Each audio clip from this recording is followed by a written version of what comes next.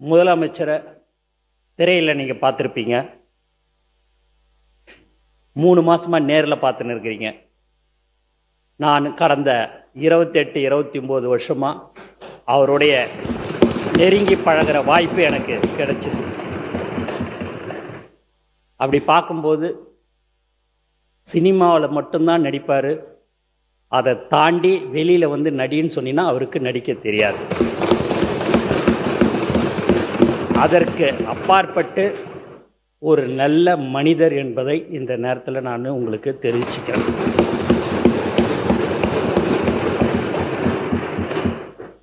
ஏன்னா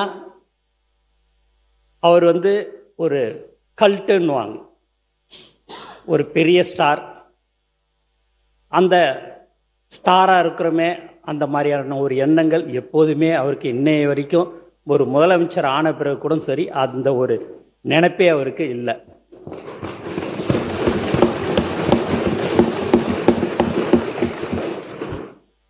மேலும் அவர் அர்ஜுன் சார் சொன்னார், புகழ்ச்சி அவருக்கு உண்மையாகவே சொல்கிறோம் பிடிக்காது. நான் அவர்கிட்ட அடிக்கடிக்கு தினந்தோறும் பேசும்போதெல்லாம் அவரை பற்றி ஒரு 2 வார்த்தை பேசினாலே போதும், அப்படியே டக்குன்னு சேர் அப்படி திருப்பிப்பார். ஏன்னா அது அவருக்கு பிடிக்கலன்னு அர்த்தம். அவரை புகழ்றது அவருக்கு பிடிக்காது. ஏன் இதெல்லாம் நான் சொல்கிறேன் அப்படின்னா, நான் ஒரு சாதாரண ஆள். ஒரு சின்ன ஊரில் பாண்டிச்சேரியில் ஒரு சட்டமன்ற உறுப்பினராக நான் இருந்தேன். அங்கெல்லாம் உங்களுக்கு தெரியும், ஒரு கவுன்சிலர் அளவுக்கு தான் அந்த ஓட்டு அங்கெல்லாம் இருக்கும். அங்கெல்லாம் இருந்துட்டு எனக்கு இங்கே ஒரு வாய்ப்பு கொடுத்து இன்றைக்கி நான் ஒரு அமைச்சராக இருக்கிறேன்னா அவரை தவிர வேறு யாராலையும் அதை வந்து செய்ய முடியாது. இங்கே நீங்கள் பார்த்தீங்கன்னா எனக்கு பின்னாடி எல்லாம் சட்டமன்ற உறுப்பினர்கள்லாம் இருக்கிறாங்க. துணை சபாநாயகர் பார்த்தீங்கன்னா நில்லுன்னு சொல்லும்போது, எலெக்ஷனில் நில்லுன்னு சொல்லும்போது, ஆனால் என்கிட்ட வெறும் 75,000 ரூபா தானே இருக்குதுன்னாரு. அது போதும், தலைவர் சொன்னார், நீ நில்லு, நான் மற்றதை பார்த்துக்கிறேன், நீ போய் நில்லுன்னாரு. நின்று இன்னைக்கு துணை சபாநாயகராக அவர் வந்துட்டார். நைட்டு 1:30 மணிக்கு முசிறி தொகுதியில் ஃபோன் அடித்தேன் விக்னேஷுக்கு. நைட்டு 1:30 மணிக்கு காலையில் வான்னு சொன்னேன். தலைவர் வந்து அவரை அறிவித்தார். அவரும் இன்றைக்கி ஒரு சட்டமன்ற உறுப்பினர். திண்டுக்கல் மாவட்டத்தில் யாரோ வந்து சீட்டு கேட்டாங்க. அங்கே ஒன்றிய நகரத்தில் ரொம்ப நாள் இருக்கிறாங்கல்ல, அவங்களுக்கு சீட்டு கொடுக்காம ஏன் அவங்களுக்கு கொடுக்கணும்னு நினைக்கிறேன் அப்படின்னாரு. இல்லை, யாருமே பண வசதி இல்லைன்றாங்கன்ட்டு. டெபாசிட்டுக்கு மட்டும் பணம் இருந்தால் போதும், நீ அங்கே இருக்கிற ஆளுக்கு நீ ஒன்றியத்துக்கே கொடுன்னு சொன்னார். அவர் சென்ட்ரிங் வேலையெல்லாம் ஒரு நாளைக்கு அவருடைய கூலியே 1000 ரூபா 1500 ரூபா தான் கிடைக்கும். அவர் அண்ணா எனக்கு என்னண்ணே, எனக்கு வேணாண்ணே அப்படின்னாரு. இல்லை, தலைவர் சொல்கிறாரு உனக்கு கொடுக்க சொல்லி கொடுத்தாச்சுன்னாரு. அவரும் இன்றைக்கி ஒரு சட்டமன்ற உறுப்பினராக வந்துங்க.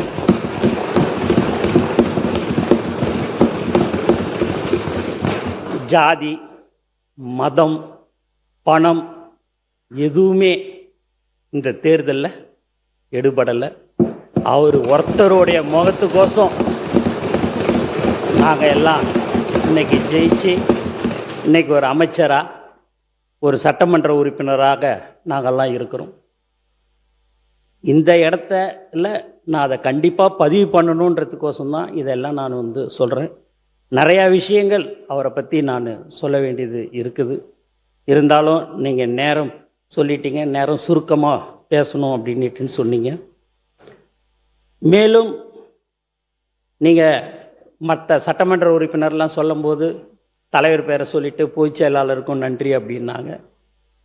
இதே வேற ஒரு தலைவர் கிட்ட இருக்கும்போது என் பேரெல்லாம் அதுமாரி சொன்னாங்கன்னா அடுத்த நாளே அந்த பதவி இருக்காது.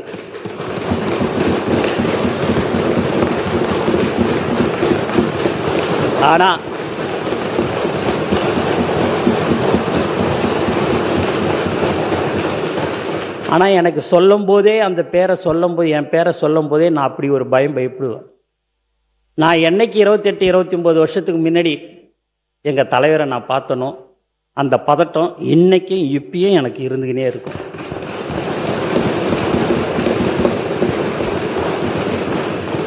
ஒரு உண்மையான ஒரு தலைவர்னா எங்கள் தலைவரை நான் சொல்லலாம். நீங்கள் கூட நாளைக்கு ஏதாவது உங்கள் தொகுதிக்கோ இல்லை வேறு ஒரு பிரச்சனைகள் ஏதாவது நீங்கள் சொன்னீங்க அப்படின்னா, நீங்கள் அவரை எப்படி வேணாலும் நீங்கள் அவரை திட்டியிருக்கலாம், இப்படி போனாலும் வந்தீங்கன்னா வாங்க, இன்னும் உங்களுக்கு ஓணும், இன்னும் செய்யணும் அப்படின்னு செய்யக்கூடியவர் தான் எங்கள் தலைவர்.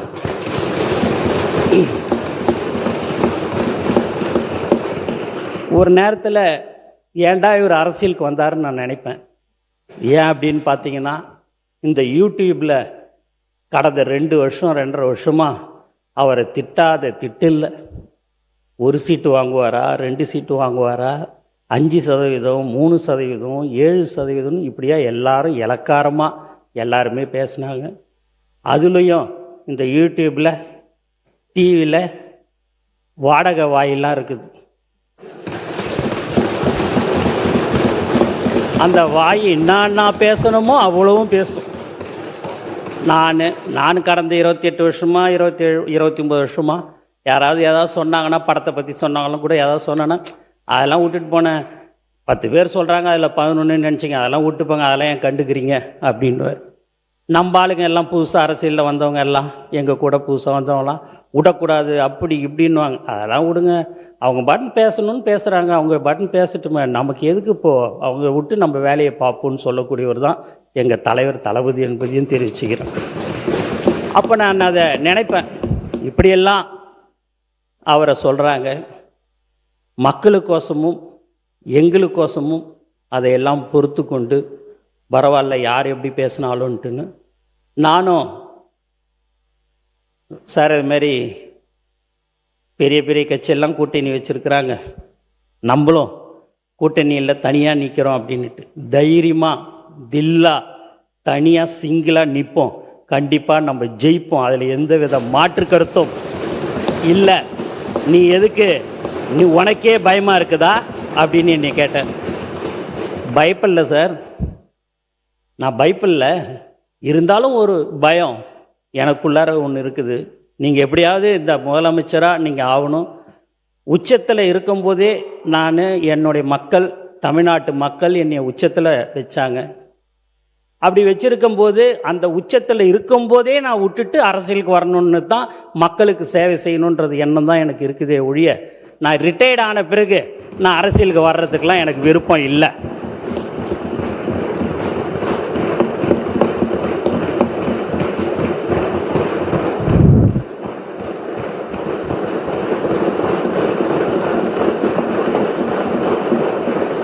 அப்படின்னு அதை சொல்லும் போதெல்லாம் நான் சரி சார் அப்படின்னுட்டின்னு சொன்னேன்.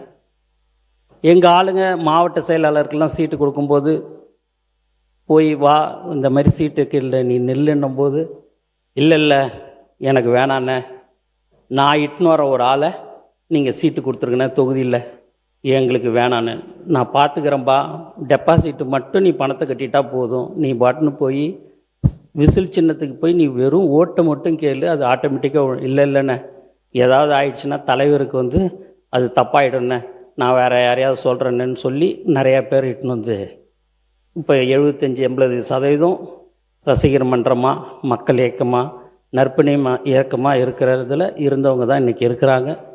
அந்த மீதி 20% எங்களுடைய மாவட்ட செயலாளர்கள் இவங்களுக்கெல்லாம் சீட்டு கொடுங்க அப்படின்னு சொல்லி சொன்னாங்க, கொடுத்தோம். அதுமாரி மாற்றுக் கட்சியிலேருந்து சில பேர் வந்தாங்க. யார் தலைவர் தளபதியை நம்பி வருகிறார்களோ அவரை ஒரு காலமும் கைவிடாமல் அவர்களுக்கு உடனடியாக அந்த எம்எல்ஏ சீட்டு கொடுக்கப்பட்டது. ஏன் இதெல்லாம் சொல்கிறோம் அப்படின்னு பார்த்தீங்கன்னா, உண்மையாகவே ஒரு மனிதனை எப்படியெல்லாம் புண்படுத்தணுமோ, எப்படியெல்லாம் கஷ்டப்படுத்தணும்னு எல்லாருமே நிறைய பேர் அதை செஞ்சிட்டாங்க. சர்க்கார் என்ற ஒரு படத்தில் ஒரு பேனரை கிழிக்காமல் இருந்திருந்தால் இவங்க தான் திருப்பி வந்திருப்பாங்க. அந்த ஒரே ஒரு பேனர் தலைவர் சர்க்கார் பேனரை கிழிச்சதுனால தான் நீங்கள் விட்டுட்டு உக்காந்துட்டீங்க.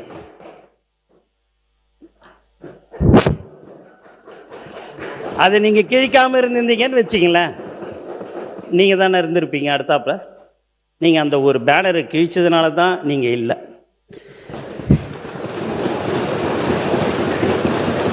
எங்கள் அண்ணன் சிரிக்கிறார் பாருங்க, கரெக்டு தாண்டான்னு நினைக்கிற மாதிரி சிரிக்கிறார். ஏன் இப்படிலாம் சொல்கிறோம் அப்படின்னா, எங்களுக்கு தெரிஞ்சதெல்லாம் எங்கள் தலைவர் தளபதி, எங்களுடைய உயிர் மூச்சு நாடி அனைத்தும் தலைவர் தான். எங்களுக்கு வேறு எதுவும் தெரியாது. நானும் சட்டமன்ற உறுப்பினராக பாண்டிச்சேரியில் இருந்தேன் அப்படின்னா, நலத்திட்ட உதவிகள், இதேமாரி ஸ்வச் பாரத் திட்டம், குப்பை வாரம் திட்டம், அந்த இதெல்லாம் நானே தனியாக வண்டியெலாம் விட்டு தலைவர் பேரில் அப்பயும் அவருடைய ஃபோட்டோ காமிச்சு ஜெயிச்சு நான் ஒரு சட்டமன்ற உறுப்பினராக இருந்தேன். அண்ணன் காலையில் சொன்னார், சரி அண்ணன், நான் அரசியல்வாதி இல்லை, ஆனால் நீங்கள் ரிஜிஸ்ட்ரேஷன் பண்ணது அரசியல்னு அப்படின்னு சொன்னார். அரசியல் 2 விதம் இருக்குது. ஒன்று தூய்மையான அரசியல், ஒன்று இப்படி தாண்டா இருக்குது இந்த அரசியல்ன்றது தான். அந்த மாதிரியான ஒரு தூய்மையான அரசியலை நாங்கள் தேர்ந்தெடுத்தோம். இன்றைக்கி ஒரு சட்டமன்ற உறுப்பினராக இருந்து இன்றைக்கி ஒரு அமைச்சராக நான் இன்றைக்கி இருக்கிறேன். டி நகர் தொகுதியில் உண்மையாக சொல்கிறேன், 4 நாள் தான் போய் ஓட்டு கேட்டேன். அதுக்கப்புறம் மீதி நாள்லாம் தலைவரோடு நான் பிரச்சாரத்துக்கு அவர் கூட போயிடுவேன். சாயங்காலம் 7 மணிக்கு ஃப்ளைட் அவுட்டு இறங்கும், 8-8:15 போவேன். ஒரு மணி நேரம் பிரச்சாரம் பண்ணுவேன், வந்துடுவேன். அப்போ ஜீப்பில் ஏறி போகும்போதே பார்த்திங்கன்னா 10 மாடி 12 மாடி இருக்கும். அப்படியே ஒரு செல்ஃபோனை எடுத்துக்கின்னு அவங்களுடைய பேரனோ ஒரு பையனோ யாரோ தெரியாது காட்டுவாங்க. வயசான பாட்டி, ஒரு 70-75 வயசு இருக்கும். அவங்க வாயில் விசில, கண்டிப்பாக உனக்கு தான் ஓட்டு அப்படின்னாங்க. அதனால் இந்த டி நகர் தொகுதி மக்களுக்கு இந்த நேரத்தில் என்னுடைய மனமார்ந்த நான் நன்றியை நான் தெரிவிச்சுக்கிறேன். எனக்கு கண்டிப்பாக எங்களை பொறுத்த வரைக்கும் நாங்கள் 107 பேர் இங்கே இருக்கிறோம் அப்படின்னா, எங்களுக்கோசம் யாருக்கும் ஓட்டு போடல. எங்கள் தலைவர் தளபதிக்காக மட்டும்தான் ஓட்டு போட்டாங்க.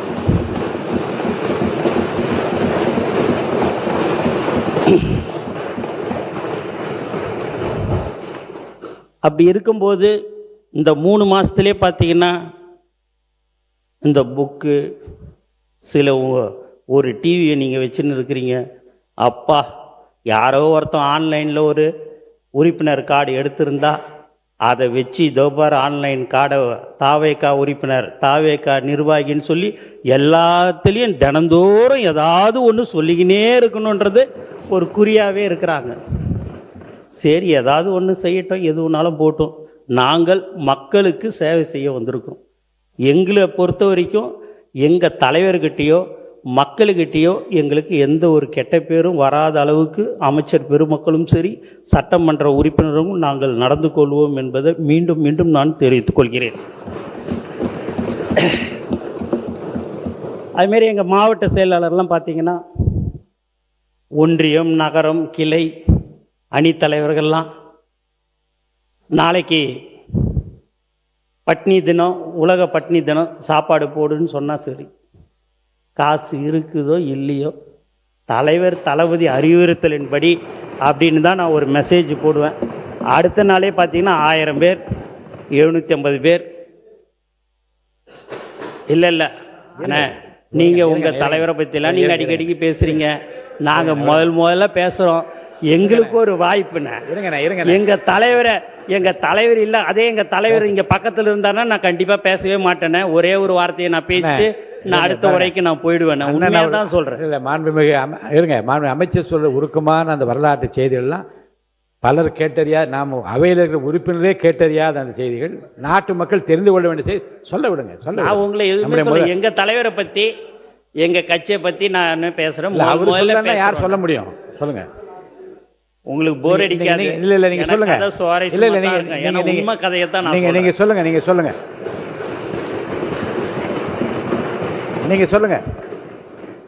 நமக்கு தேர்தலில் மட்டும்தான் அந்த 15 நாள் தான் நீங்களா நானான்னு பார்க்கணும். மற்ற அந்த 5 வருஷத்தில் எங்களோட இணைந்து மக்களுக்கு என்னென்ன தேவைகளோ அதையெல்லாம் சொன்னீர்கள் என்று சொன்னால், மாண்பு முதலமைச்சரும் சரி, எங்களுடைய அமைச்சர் பெருமக்களும் உங்களுக்கு ஒத்துழைப்பு கொடுப்போம் என்பதை தெரிவிச்சுக்கிறேன்.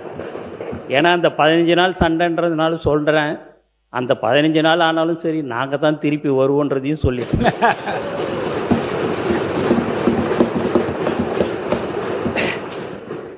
அப்பேற்பட்ட ஒரு நல்ல மனிதர், பழகிறதுக்கு ரொம்ப எளிமையானவர். ஒரு பெரிய ப்ரொடியூசர் வந்தாலும் ஒரு 5 நிமிஷம் தான் பேசுவார். சாதாரண கொத்தனார் இவங்க, சித்தாள் இவங்ககிட்டலாம் ஒரு 2 மணி நேரம். நான் எப்பயுமே 20 நாள், இப்போ ஒரு மாதத்தில் 20 நாள் ஷூட்டிங் நடக்கும். 10 நாள் அவருக்கு அந்த பிரேக் இருக்கும். அந்த 10 நாளில் பார்த்தீங்க அப்படின்னா யார் யாரை பார்க்கணும், நிர்வாகிகளை பார்க்கணும் அப்படின்றத சொல்லுவார். நான் இவங்களை எல்லாருமே அடுத்த நாளே ஒரு 15 பேர் 20 பேரை அவருடைய அலுவலகத்துக்கு இட்டுன்னு போவேன். அவங்க 15-20 பேர் உக்காந்து பேசுவாங்க. அவங்க 2 மணி நேரம் 2.5 மணி நேரம் அவங்கக்கிட்ட பேசி வீட்டில் எப்படி இருக்கிறீங்க, எல்லாரும் தொகுதியில் எப்படி இருக்குது, மக்கள் எப்படி இருக்கிறாங்க, எல்லாத்தையுமே கேட்பார். எக்காரணத்து கொண்டும் கடன் வாங்கி செலவு செய்வானா, முதல்ல குடும்பத்தை பாரு, அதுக்கு அடுத்த தொழிலை பாரு, அதுக்கு கிடைக்கிற வருமானத்தில் ஏதோ 1% 2% இருந்தால் முடிஞ்சால் நீ செலவு பண்ணு, இல்லைன்னா செய்யாத அப்படின்னுடுவார். எங்கள் ஆளுங்க கடந்த 28 29 வருஷமாக 30 வருஷமாக எல்லாமே அன்னையிலேருந்து இன்னை வரைக்கும் தளபதி விலையில்லா விருதகம், தளபதி விலையில்லா ரொட்டி முட்டை பால் திட்டம், தளபதி நூலகம், தளபதி பயிலகம், தளபதி வீடு கட்டும் திட்டம், இப்படின்னு நாங்கள் பல்வேறு திட்டங்களை நாங்கள் எல்லாமே தலைவர் பேரில் செஞ்சுருக்கிறோம். அதில் டக்குன்னு கூப்பிடாரு, அவங்க ரொம்ப செலவு பண்ணியிருக்கிறாங்க, நீ போய் முதல்ல அந்த பணம் எவ்வளோ செலவு பண்ணாங்களோ அதை போய் கொடு, நான் கொடுக்குறேன்னு சொல்லி கொடுப்பாரு. எங்கள் ஆளுங்கக்கிட்ட 1000 ரூபா இருக்காது. இந்த இடான்னு 5 லட்ச ரூபா கொடுத்தாலும் வேணவே வேணாம், நான் தலைவர் கையிட்டேருந்து வாங்கவே மாட்டேன், என்னுடைய சொந்த பணத்தில் தான் நாங்கள் எல்லோரும் சேர்ந்து பண்ணுவோம் அப்படின்னுவாங்க. அப்பேற்பட்டவர்கள் தான் எங்களுடைய மாவட்ட செயலாளர்கள், அணி தலைவர்கள், ஒன்றியம், நகரம். எங்ககிட்டலாம் பெரிய சொத்து இல்லை. நான் ஏதோ நடுத்தரமான இது ஏதோ இருக்குது, இங்கே இருக்கிறவங்ககிட்டலாம் கொஞ்சம் இருக்குது. எங்களுடைய சொத்தே எங்களுடைய தமிழக வெற்றி கழகத்துடைய தோழர்கள் தான். பல கோடி பக்கத்தில் இருக்கிறவரா, அவர்கிட்ட நிறையா சொத்து இருக்குது, ஒன்றா எடுத்துங்க வேணான்னு சொல்லலை. பல கோடி எங்களுக்கு சொத்தே அவங்க தான். தலைவருக்கு இன்றைக்கும் சொல்கிறது, எக்காரணத்தை கொண்டும் யார் வந்தாலும் சரி, எப்பேற்பட்டவர்கள் வந்தாலும் சரி, நம்மளுடைய பழைய ஆட்களை ஒரு ஆட்களை கூட நீ விட்டுவிடக்கூடாது, அவர்களுக்கு என்ன தேவைகளோ அதை நீ செய்து தர வேண்டும் சொல்லக்கூடிய தலைவர் தான் எங்கள் தளபதி. இப்படிலாம் ஒரு தலைவர் உண்மையாகவே என்ன நீங்களா அவர்கிட்ட பழகுனீங்கன்னா தெரியும். ரொம்ப எளிமையானவர். எது ஒரு சின்ன விஷயமா இருந்தால் கூட சரி, உடனுக்குடன் ஏதாவது ஒன்று சொன்னால் செஞ்சு கொடுக்குறவர். இப்போ நீங்கள் கூட பார்த்தீங்க அப்படின்னா, இந்த அண்ணா திமுக எம்எல்ஏ சட்டமன்ற உறுப்பினருடைய தொகுதி தான் வேலூர் மாவட்டம் அணைக்கட்டு தொகுதியில், அணைக்கட்டு பிளாக், அல்லேரி கிராமம், மலை சுமார் 8 கிலோமீட்டர் அளவுக்கு 21 கோடி ரூபாய்க்கு இப்போ டெண்டர் விட போகிறோம். என்னான்னு பார்த்தீங்கன்னா, ஒரு 20-25 நாளுக்கு முன்பு அங்கே ஒரு கர்ப்பிணி பெண்ணை ஒரு கட்டிலில் தூக்கிக்கின்னு வந்தாங்க. அதை பார்த்துட்ட உடனேயே, ஏன் அதை இன்னும் நீ பார்க்கலையா அப்படின்னு கேட்டார். எனக்கு தெரியாது சார், நீங்கள் அனுப்பிச்சி தான் அந்த வீடியோவை நான் பார்த்தேன் அப்படின்னு. என்ன செய்வே தெரியும், நான் கலெக்டரேட்லாம் சொல்லிடுறேன், இம்மிடியேட்டாக அதுக்கு ரோடு வசதி செய்து தரணும்னு சொன்னார். இன்றைக்கி நேற்று பார்த்தீங்கன்னா அதுக்கு 21 கோடி ரூபாய்க்கு எல்லாமே ரெடி பண்ணி இன்னும் ஒரு வாரத்தில் டெண்டர் விடப்பட இருக்கு. அரசியலில் எப்பயுமே பார்த்தீங்கன்னா அந்த தொகுதிக்கு 21 கோடி ரூபா கொடுத்து, அங்கே இருக்கிறது 320 பேர் தான், ஆனால் 21 கோடி கொடுத்து நீங்கள் போயிட்டு ரோடு போட்டோன்னா அந்த 320 ஓட்டம் அந்த கட்சியை சேர்ந்த எம்எல்ஏக்கு தான் போகுன்றது எல்லாருக்குமே தெரியும். ஆனால் கட்சி வேறுபாடு இன்றி அது எந்த தொகுதியாக இருந்தாலும் சரி, மக்களுக்கு ஒன்று தேவை என்று சொன்னால் அதை உடனடியாக அமைச்சர் பெருமக்கள் செய்து தர வேண்டும். அவர்கள் இந்த கட்சி அந்த கட்சி என்ற வேலையெல்லாம் இங்கே இருக்கக்கூடாது, அதை நீங்கள் உடனடியாக செய்யணும்னு சொல்லக்கூடிய ஒரு அற்புதமான மனிதர் தான் எங்கள் தலைவர் தளபதின்றதை நான் இந்த நேரத்தில் தெரிவிச்சுக்கிறேன். மேலும் நீங்கள் பார்த்தீங்க அப்படின்னா, பாண்டிச்சேரியில் ஒரு 3-4 தடவை பிரம்மாண்டமான ஒரு பொதுக்கூட்டம்லாம் நடத்தினேன். அதில் நான் சட்டமன்ற உறுப்பினராக இருந்தேன். மத்திய அமைச்சர், முதலமைச்சர்லாம் கலந்துக்கினாங்க. அப்போ நான் சொன்னேன், அந்த 1,00,000 பேர் இருக்கும்போது சொன்னேன், ஒரு 15 வருஷத்துக்கு முன்னாடியே, 16 வருஷம் இருக்கும், 5 வருடத்துக்கு ஒரு முறை சட்டமன்ற உறுப்பினர் என்ற பதவி வந்து போகும், தளபதி ரசிகர் என்ற பதவி தான் எனக்கு கடைசி காலம் வரைக்கும் இருக்கும் என்று சொன்னேன். அந்த பதவிதான் இன்று என்னை இங்கே அமைச்சராக ஆக்கியிருக்கிறார்கள் என்பதை இந்த நேரத்தில் நான் சந்தோஷத்துடன் தெரிவித்துக் கொள்கிறேன். எத்தனை ஜென்மம் எடுத்தாலும் நாங்கள் அவருடன் இருக்க வேண்டும் என்பதுதான் எங்களுடைய எல்லோருடைய மனசில் இருக்கிறது.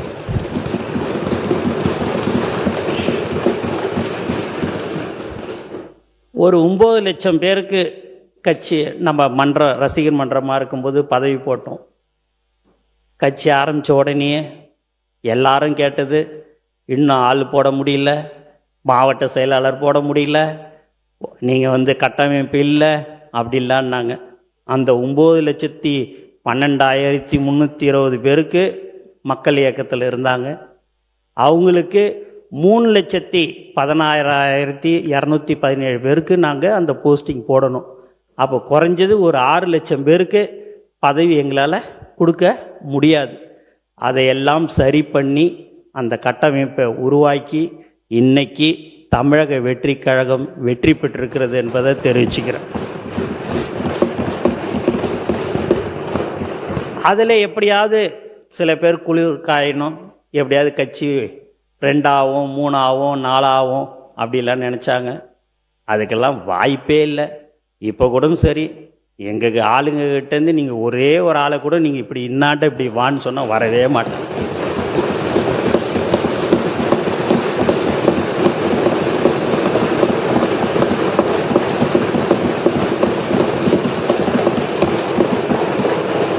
எங்கள் நிர்வாகிகளும் சரி, தோழர்களும் சரி, சட்டமன்ற உறுப்பினர்களும் சரி, அமைச்சர்களும் சரி, இன்னாண்ட 2 கோடி வச்சுட்டு இன்னாண்ட தலைவர் படத்தை வச்சிங்கன்னா தலைவருடைய ஃபோட்டோவை தான் எடுத்துப்பாங்களோடைய அந்த 2 கோடி எடுக்க மாட்டாங்க.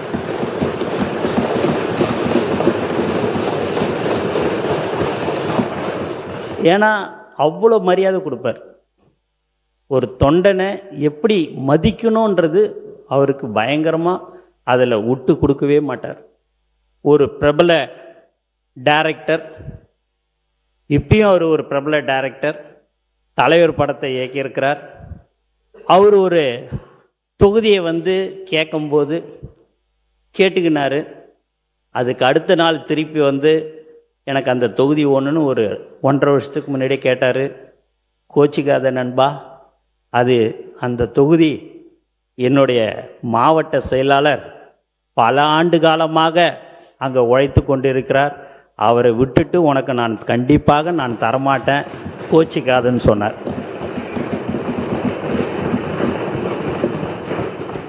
ஏன் அண்ணனே இங்கே இருக்கிறார். உண்மையாகவே ஒரு சபாநாயகர் எங்களுடைய கட்சிக்கு கிடைத்த வரம்ன்ட்டு கூட நாங்கள் சொல்லலாம்.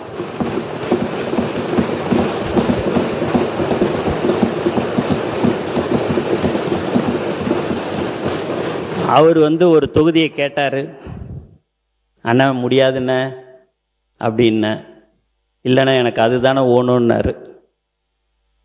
இல்லைண்ணா கோச்சிக்காதீங்கண்ணே, மாவட்ட செயலாளர் அங்கே 30 வருஷமாக இருக்கிறாப்புலண்ணே, தயவுசெய்து அந்த தொகுதியை விட்டுருண்ணே அப்படின்னு. நேராக தலைவர்கிட்ட போய், இல்லைங்க நான் தேர்தலில் நான் நிற்கலை, எனக்கு அந்த தொகுதி இல்லைன்ற மாதிரி கேள்விப்பட்டேன் அப்படின்ட்டு.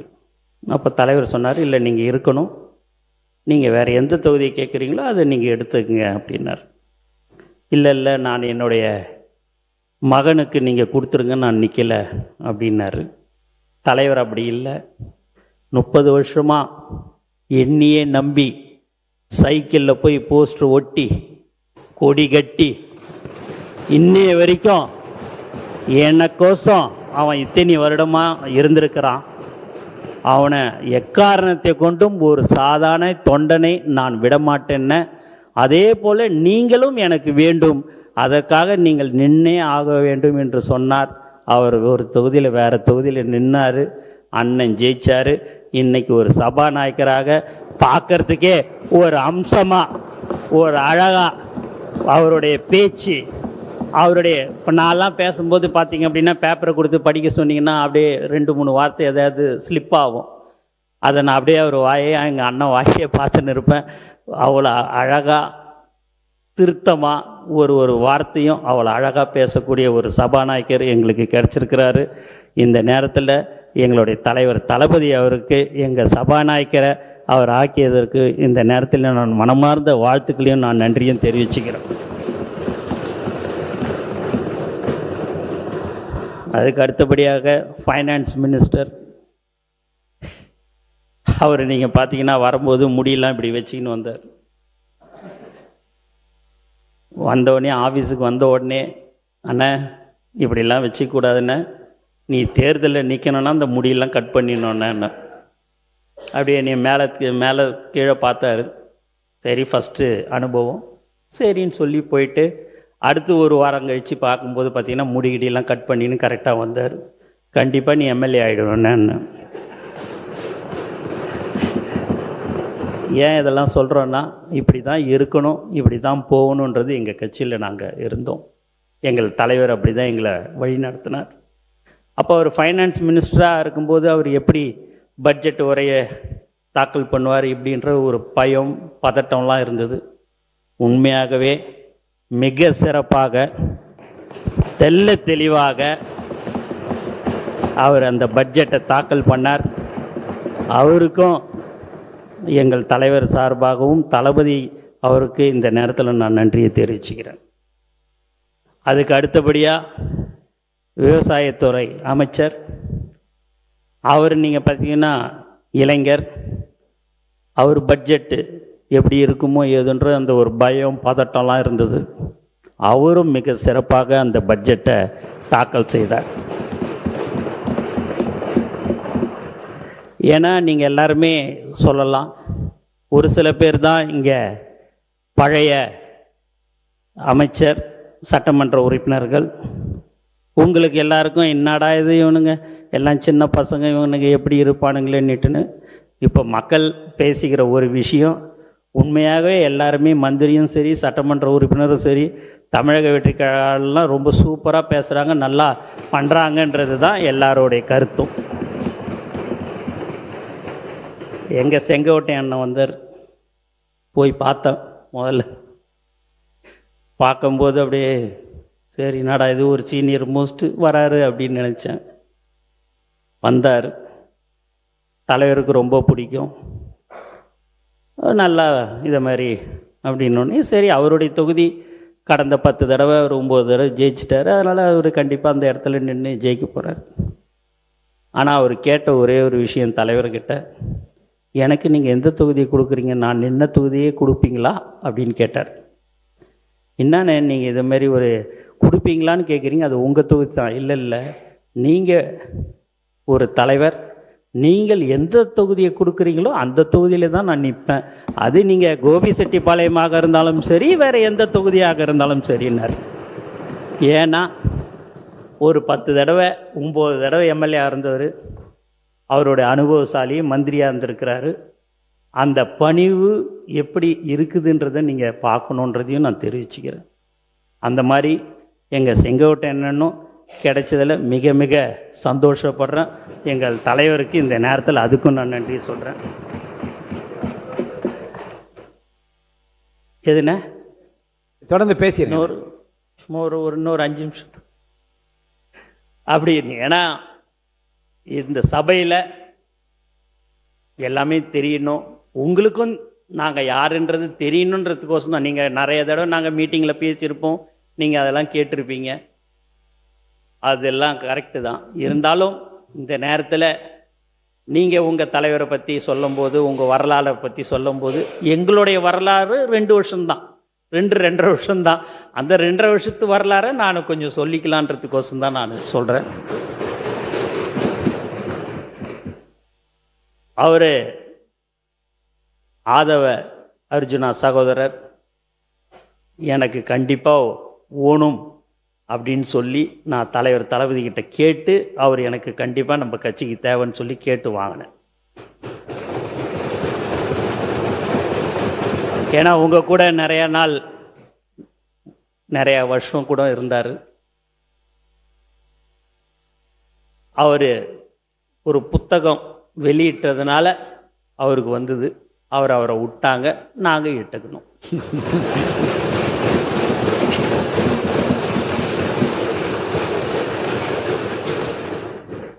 எங்கள் ஐஏஆர்எஸ் அருண்ராஜ் சார், ஏன் சார் எதுக்கு சார் அரசியல்? ஐஆர்எஸ் பதவியிலே இருந்து நான் assistant commissioner of income tax அப்படி இருக்கும்போது இல்லைங்க நான் அரசியலுக்கு வந்தே ஆகுனார். சரிங்க அப்படின்னு தலைவர்கிட்ட அடிக்கடிக்கு வந்து பார்ப்பார். நான் யாருக்கும் தெரியாமல் பார்க்க வேண்டிய சூழ்நிலையாக இருக்குது. நான் ராஜினாமா பண்ணிவிட்டு நேரடியாக நான் பார்க்கணும், நான் உங்களோட கட்சியில் நான் பணியாற்றி நான் தேர்தலில் நான் நிற்கணும் அப்படின்னார். அவங்க மாமனார் மாமியார் எல்லாருமே உன்னை ஐஆர்எஸ்க்கு தான் நான் பொண்ணு கொடுத்தேன், அரசியலுக்கு நீ போவேன்னு தெரிஞ்சால் நான் கண்டிப்பாக உனக்கு பொண்ணே கொடுத்துருக்க மாட்டேன்ல நிலைமையெல்லாம் அவருக்கு வந்துச்சு. ஆனால் தலைவர் ஒன்று தான் சொன்னார், அந்த ஐஆர்எஸ் பதவியோட நீங்கள் நம்மளுடைய கட்சியில் ஒரு நல்ல இடத்துக்கு நல்ல பதவிக்கு வருவீங்க, பயப்படாமல் தேர்தலில் நில்லுங்க, ரிசைன் பண்ணிட்டு வாங்கன்னு சொல்லக்கூடிய ஒரு தலைவர் தான் எங்கள் தலைவர் தளபதி. அந்த நம்பிக்கை எனக்கும் அந்த நம்பிக்கை இருந்தாலும் அவருடைய வில் பவர், எதையும் சாதிக்க முடியும். எதையாவது ஒன்று சொன்னார்னா அது செய்கிறதா இருந்தால் மட்டும்தான் சொல்லுவார். இல்லைன்னா நீங்கள் எப்படி சொன்னாலும் சரி அதை செய்ய முடியாது இருக்குதுன்னா கண்டிப்பாக அவர் அதை சொல்லவே மாட்டார். இப்போ கூட அவருடைய சிந்தனையே எதையெல்லாம் நாம் மக்களுக்கு வாக்குறுதி கொடுத்தோமோ அதை படிப்படியாக அனைத்தும் செய்து தர வேண்டும் என்ற ஒரு நல்ல எண்ணத்தில் கூடிய இருக்கிறவர் தான் எங்கள் தலைவர். அதுமாரி எங்கள் ராஜ்மோகன் அண்ணன் பேசியே எங்கள் அண்ணன் இன்னைக்கு அமைச்சராயிட்டு.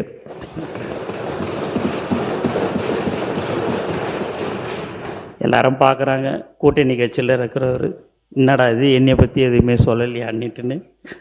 அதெல்லாம் விஸ்வநாத அண்ணனும் சரி, நானாவும் சரி, டூரிசம் மினிஸ்டரும் சரி, விசிகேலேருந்து இருக்கிற அண்ணனும் சரி, எல்லாமே எங்களுக்கு உண்மையாகவே எங்கள் தலைவருக்கு ஒரு உண்மையானவர்கள் எல்லோரும் எங்களுடன் இருக்கிறார்கள் என்பதை இந்த நேரத்தில் தெரிவிச்சுக்கிறோம். அவர் வெங்கட் சார் ரொம்ப காலமாக ட்ரெஷரராக நம்ம எங்களுடைய தலைவரோடு இருந்தார். இன்றைக்கி அவருக்கும் இன்றைக்கி சீட்டு கொடுத்து இன்றைக்கி ஒரு சட்டமன்ற உறுப்பினராக இருக்கிறாரு. இங்கே இருக்கிற பின்னாடி அமைச்சர்கள் எல்லாருமே நீங்கள் பார்த்தீங்கன்னா எல்லாருமே ரசிகர் மன்றத்திலேருந்து தான் நாங்கள் எல்லாமே வந்தோம். ரசிகர் மன்றத்துலேருந்து நற்பணி மன்றம் எல்லாமே 28-29 வருஷமாக இருந்தோம். அதனால தான் நான் சொன்னேன், ஒருத்தவங்களை கூட யாருமே இப்படியும் இழுக்க முடியாது அப்படியும் இழுக்க முடியாது. எந்த இடம்னு பார்த்தா தலைவர் தளபதின்றது மட்டும் அவர் கூடயே தான் வாழ்நாள் முழுவதும் சாகும் வரை தலைவர் தளபதி கூட தான் நாங்கள் எல்லோரும் இருப்போம்.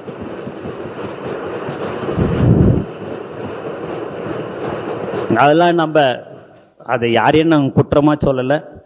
அதை எல்லாத்தையும் விட்டு நம்ம மக்களுக்கு என்ன தேவை, மக்கள் பிரச்சனை என்ன என்றதெல்லாம் நீங்கள் ஆக்கப்பூர்வமாக எங்ககிட்ட சொல்லுங்கள். நாங்கள் எல்லாமே உங்களுக்கு செஞ்சு தர மீண்டும் நான் சொல்லிக்கொள்வது எல்லாம் இதுதான். ஏன் அப்படின்னு பார்த்தீங்க அப்படின்னா, திடீர்னு ஒரு நாள் இன்றைக்கி இவங்ககிட்ட பேசுனாங்க, அவங்ககிட்ட பேசுனாங்க, யாருக்கிட்ட என்ன பேசினாலும் சரிதான், ஒருத்தவங்க கூட இந்த பக்கமும் அந்த பக்கமும் வரவே மாட்டாங்க. அதில் திட்டவட்டமாக சொல்லிடுறேன். ஏன்னா எல்லாருமே இங்கே நீங்கள் பேசுனதுக்கு குடிநீரை பற்றி இன்றைக்கி எல்லாருமே பேசுனாங்க. அம்மா பார்த்திங்கன்னா ரொம்ப தெளிவாக ரத்தன சுருக்கமாக ரொம்ப அழகாக அவங்க அந்த தருமபுரி மாவட்டத்தில் எங்கெங்கெல்லாம் எப்படி அந்த திட்டங்கள் வரணுன்றதெல்லாமே உண்மையாகவே அவங்க வந்து சொன்னாங்க. அது ஒரு கமிட்டி மாதிரியே போட்டுமா மாண்பு முதலமைச்சர் அவர்கிட்ட கலந்து பேசி, நீங்கள் நீர்வளத்தில் யார் யாருக்கெல்லாம் கிராமத்தில் தடுப்பணை கட்டணும், எதையெல்லாம் நீங்கள் சொல்கிறீங்களோ மாதத்துக்கு ஒரு தடவை என்னுடைய துறையில் உங்கள் சட்டமன்ற உறுப்பினர் அனைவரையும் அழைத்து அதற்கு என்னென்ன தீர்வுன்னு, ஏன்னா சட்டசபையில் நம்ம சொல்லி பேசிட்டு நம்ம பாட்டுன்னு போயிடுறோம், நீங்களும் நன்றின்னு சொல்லிட்டு போயிடுவீங்க. அடுத்த 6 மாதம் 7 மாதம் கழிச்சு வரும்போது நீங்கள் அதை கேட்க வரும்போது, நீ அன்னைக்கு சொன்னியே நீ செஞ்சியா அப்படின்னு சொன்னால், சொல்கிறத வந்து கண்டிப்பாக செய்யணும், இல்லைன்னா எங்களுடைய முதலமைச்சர் கண்டிப்பாக எங்களை கண்டிச்சிருவார். அதனால் நீங்கள் அந்த மாதம் அந்த சட்டமன்ற உறுப்பினர் நாங்கள் அழைக்கிறேன், நீங்கள் அந்த கூட்டத்தில் கலந்துக்குங்க. கலந்து உங்களுக்கு என்ன தேவைகளோ அங்கே சம்பந்தப்பட்ட அதிகாரிகளை வைத்து அதற்கு உடனடியாக அந்த இடத்திலேயே தீர்வு காணுவதற்குண்டான ஏற்பாடுகள் மாண்பு முதலமைச்சர் அவர்களின் அறிவுறுத்தலின்படி செய்து தரப்படும் என்று நான் உங்களோட சட்டமன்ற உறுப்பினர்களுக்கு நான் பணியுடன் தெரிவித்துக் கொள்கிறேன்.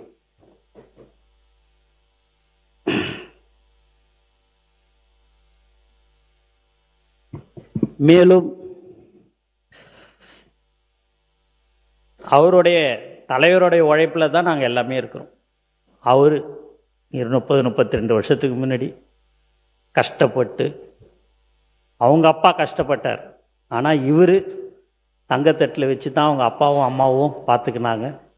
ஆனால் இன்றைக்கி காலையிலேருந்து நைட்டு வரைக்கும் சிந்தனை அங்கே ஓடுறது இங்கே ஓடுறதுன்னு ஓடிக்கொண்டே இருக்கக்கூடிய ஒரு தலைவராக எங்கள் தலைவர் தளபதி மக்களுக்காக இருக்கிறார் என்பதை தெரிவிச்சுக்கிறேன்.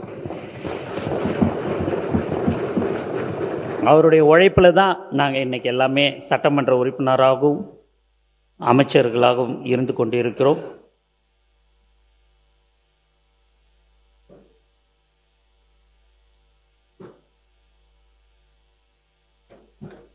அதனால் இந்த மாதிரியான ஒரு வாய்ப்பை சபாநாயகர் எனக்கு கொடுத்தாரு. சரி, ஏதாவது சொல்லி பெல் அடிப்பாரான்னு பார்த்தேன். சரி, சுவாரஸ்யமாக இருக்குது, உண்மை கதை தான் சொல்கிற, சொல்லுடான்ற மாதிரி சொல்லியிருக்கிறாரு. அதுமாரி என்னுடைய முன்னாள் அமைச்சர் ஜனாப் சிஎம் அஷ்ரஃப், என்னுடைய அமலோர் மேல்நிலைப் பள்ளி முதல்வர், எனக்கு வாத்தியார் எஸ்ஏ லூர்சாமி மற்றும் ஜான் சார், விஷ்ணு சார், எல்லாருமே அவங்களுக்கெல்லாம் நான் கடமைப்பட்டிருக்கிறேன்.